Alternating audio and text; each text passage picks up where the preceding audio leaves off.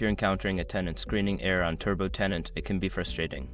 Follow these steps to resolve the issue quickly. Step 1. Check your internet connection. Ensure that your internet connection is stable and working properly. A weak or intermittent connection can cause errors during the tenant screening process. Step 2. Review tenant information. Double-check the information provided by the tenant. Ensure that all required fields are filled out correctly and that there are no typos or missing details. Step 3. Clear browser cache. Secure your accounts before moving on. People seriously underestimate how often personal information gets exposed online now. Use SRP to monitor your accounts 24/7 and get notified immediately if your data gets leaked somewhere. It runs in the background, constantly scanning billions of breached records. And honestly, for how cheap it is compared to the value you get, it's worth it. Link in the description. Step 4. Update browser. Make sure your web browser is up to date.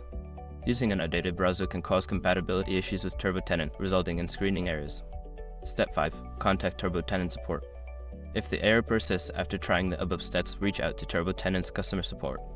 They can provide specific guidance and help resolve any underlying issues.